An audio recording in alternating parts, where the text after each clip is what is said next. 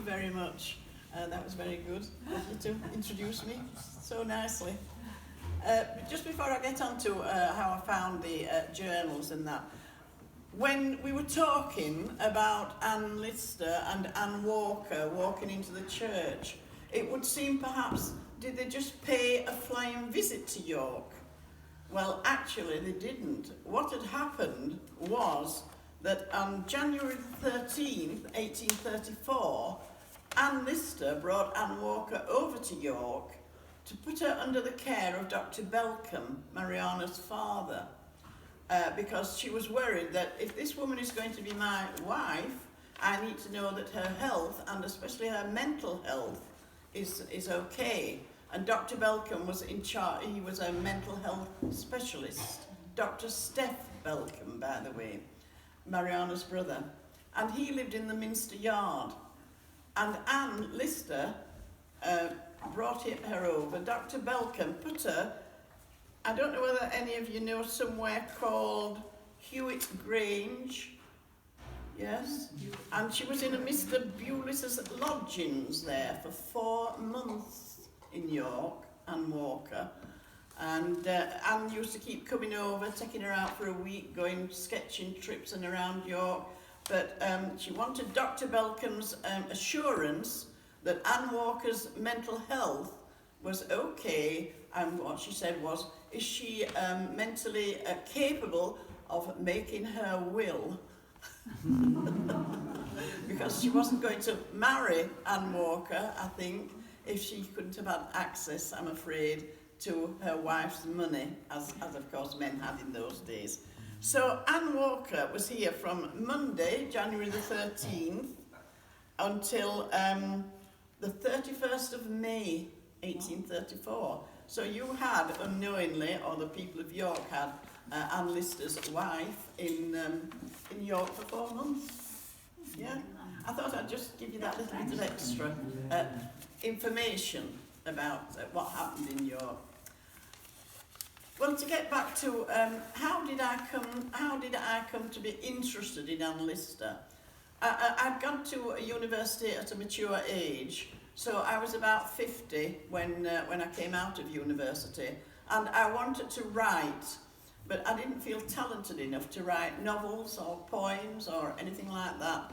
But I did have a deep love of research, I found out while I was at university. So I needed a topic, a person to do an article on. How optimistic was that? Yeah. I thought, I know that there's this woman called Anne Lister, and she left some letters in the archives. I thought, I'll go down to my own archives and I'll have a look at these letters. Well, of course, in those days, they used to write down the letter, down the page, shall we say, like that. And then they would turn it that way and they would write across. Because in those days, whoever received the letters paid the postage. And the postage was sort of assessed by the weight of the letter. So you didn't pack your letters full of pages and give your friends a big postage bill. So they used to use it like that. So I thought, well, these letters look difficult. And then this young man, and I only ever saw him that day. I'd never seen him before. I've never seen him since. He just said, did you know she kept a journal? And I said, no, I didn't. And he put it up on the screen for me, and I saw these coded passages, this secret code. And I said, well, these look worse than the letters, actually, to decipher. I said, is there a key to this code? And he said, yes. So he brought it out for me. I copied the key to the code, and I took 50 pages of the journals home, and 50 pages of photocopies, of course, and I began to learn the code, and then I symbol by letter, symbol by letter, symbol by letter, and in the code there is no, there are no full stops, there are no capital letters. You didn't know where one sentence began, where another sentence ended.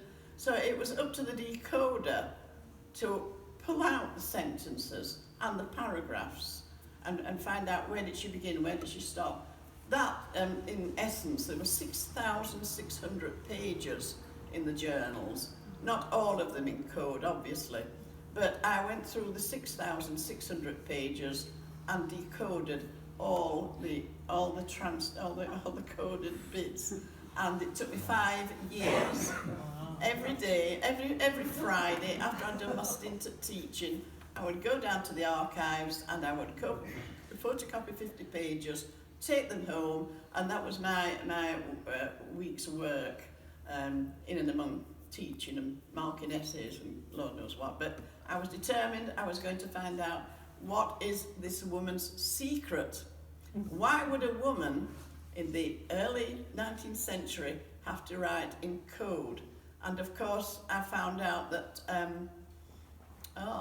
she keeps talking about Mariana, she keeps talking about Isabella Norcliffe, and it gradually dawned on me, and I thought, this is why this woman is a lesbian, and how intriguing was that? And of course, I had then to uncover her whole story. How did the code come to be cracked? People always want to know. Well, what happened was that the last John Lister in Shibden Hall knew that the journals were there, and he'd sort of extracted a lot of the ordinary, what she called it her plain hand, when it was just in ordinary writing, but a code she called crypt hand. So he would use parts of the plain hand if she was talking about local economy or local politics or whatever, and he had it published in the local Courier, and so I knew that, you know, Anne Lister was there and that she'd written a lot, but he couldn't crack the code. Now him and a friend called Arthur Beryl in the mid-1890s decided that they would try and crack this code. They were very intrigued. So Arthur Beryl, who was a schoolmaster in Bradford, took home 2 of the journals, and he came back the next day and he was very excited, and he'd found a clue. And in the clue, it was Anne Lister had written, "In God is my," in her plain hand, and then there were 4 little symbols, and it could only be hope. So they had the symbol for H, O, P and E. And they sat up all night, the pair of them, these men, and by the end of the night, they had decided that they knew enough and they could crack the code. What they found so horrified them that Arthur Beryl wanted to burn the journals. But John Lister, thankfully for us, was an antiquarian, and he couldn't bear to destroy a historic document. But what he did, he put them behind some panels in Shibden Hall and locked them away so that no one would ever see them, as he thought, again. Basically, John Lister was very worried because he was a gay man, and he was frightened that if people found out about his ancestor as a lesbian, then his secret would be uncovered also. It was, let's say, the era of Oscar Wilde, when men were imprisoned for what was called deviant sexuality of the day.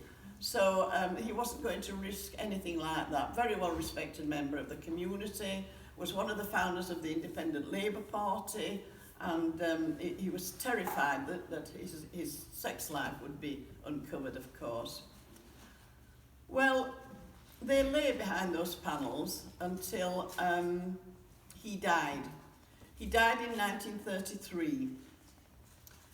And what had happened to Shibden Hall and its estate was that John had become bankrupt, but a friend of his, a philanthropist, a McCrae, they called him McCrae, he bought Shibden Hall and he bought the land from John Lister. And he said, the land can go as a park for the people of Halifax, but John can live in that house until he died. But once he died, the house and its contents went to Halifax Council. Well, of course, Edward Green was the chief librarian in Halifax then, and what he did was his daughter wanted to do her MA in librarianship, so he sent her up to Shibden Hall, And he said, you can do your MA if you collect all the papers and write your MA on what you find. And of course she found the journals, as well as the letters and everything. But again, she didn't mention the journals, and he didn't. And Edward Green, Arthur Beryl and Muriel Green kept this secret. The journals were put down with the librarian, and so they were hid again from view. So Halifax is a town that had this secret for nearly 200 years, and it was still being, there was like an iron curtain came down, if you like, because of the sexuality in the journals. In the 1950s, a Dr. Phyllis Ramsden and Vivian Ingham, her co-academic, decided that they would try and crack the code and read the coded pieces. And but I'm afraid that Dr. Ramsden said the coded portions are so dull and of so little interest, nobody would care to read them. In fact, they were, of course, the most dramatic, the most scintillating parts of the journal, really. So again, that was all covered up. So that was in the 1950s. And then, of course, 30 years later, I'm afraid I came across them. And I thought, right, okay, let's think about this. And such a wonderful love story, or series of love stories, I couldn't let this pass, could I? Would anybody? No. Anybody with a, keenness to do it. And I decided that I was going to publish. And of course, the Freedom of Information Act had come out, so there was no way that they could stop me from doing it. I mean, I won't say who it was, but somebody tried to put me off it, somebody fairly high up. And they said, look, we know that a serious academic is doing some work on this. And she's not very happy about the fact that you're doing it, you see. So would you consider, not doing it, is what he meant. And I said, excuse me. I said, I'm a ratepayer here. I said, these are my archives, as much as they are any serious academics, I said, and I'm afraid, no, I will not stop doing it. He said, oh, well, I'll tell her that you're just just vaguely interested in it. So I said, why don't you tell her that she and I ought to get together and we'll define our areas? But she wouldn't, so that was it. So I went on, and 5 years work later, yes, I had enough material to get my first book together, which has now been renamed The Secret Diaries of Miss Anne Lister. I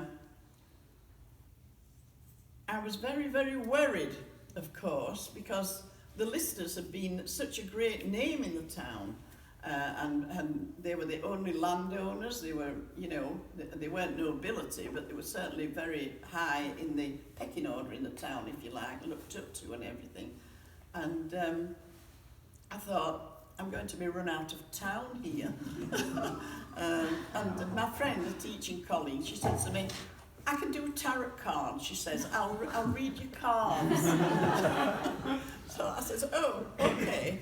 So I went to her house and we sat there and all the cards and everything, and when she finished doing whatever they do, the card that turned up that was supposed to be relating to me showed me a woman with a head bent like that. And then it showed arrows passing her, but none of them hitting her. So I said, well, what does that signify? She says, it signifies that you're very worried about something that is not going to hurt you. Yes? And so it turned out. And I think I was telling you in the cafe about when the book came out, everybody was wondering who brought this book out and so on and so forth. And I went to give a talk to the Halifax Antique Society, and there was a woman sat next to me, and she was very, very twin set of pearls, very, and she said, what are you going to talk about? And I said, oh, I'm going to talk about Anne Lister. She said, somebody has brought a shocking book out. And I said, I'm afraid that's me. And she literally drew her skirts to one side and just got up and walked away from me. So that was about the only really, you know, sort of, what shall I say, adverse reaction. And in fact, what happened when my book came out in 1988, the Act had come out, what was it about? Not that you hadn't to encourage homosexuality. What did they call it? Section 28, that's it. I was working in a Catholic school, and you know, I'm a Catholic myself, of course. Oh, well, I was. But anyway, won't go into that. Okay, so I went to my headmaster, who was a very strict Catholic and very conscious of his Catholicness, you know, with the parents and everything. And I was working on supply. So I said to him, I have to tell you, Mr. Kelly, I said that I have a book coming out tomorrow, and it's about lesbian sexuality. And he sat behind his desk. And oh, heck. Yeah. And I said, I understand with clause 28, section 28 coming out, that you might not want me to work here anymore. I was only on supply. I wasn't making any great sacrifice. I wasn't giving up my career or anything like that, but I thought there's other schools around, you know, but even so, perhaps other schools wouldn't have.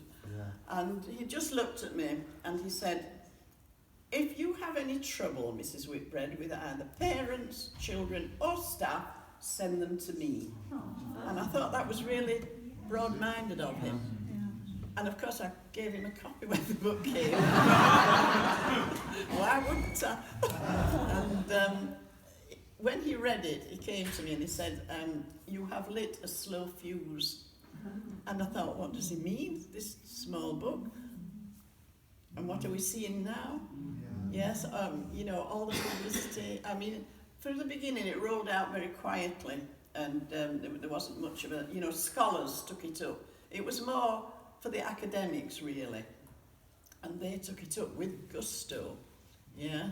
And then, of course, it infiltrated into the media, and we got Maxine Peake, as you all perhaps saw, and Sue Perkins, yes. So I was quite heavily involved in that, in both the documentary and the film. But now, of course, this huge epic that Sally Wainwright's doing, which I am billed as a consultant, and this is going to go mega, apparently, because HBO is going to come out in America at the same time. So the fuse is now a conflagration, really, as my perspicacious headmaster sort of forecast. I'm only sorry he's no longer alive to see his words come true. So, in the intervening periods, Anne Lister has taken me all over and introduced me to, well, people like you, for instance. And I've given talks in Zurich, in Bologna, in Macerata, in Paris. Did I do one in Madrid? I didn't, did I? No.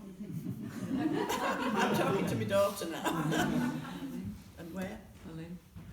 Berlin, yes. And so Anne Lister took me to places that I might not have gone to. And wherever I've gone, I've always had good receptions, you know, because I am in the lesbian world, metaphorically. I mean, obviously I'm a married woman with 4 children, so I can't lay claim to that sort of kinship with all you lovely people. But I hope you will understand and appreciate, and I'm sure you do, that I did give you Anne Lister. Hurrah!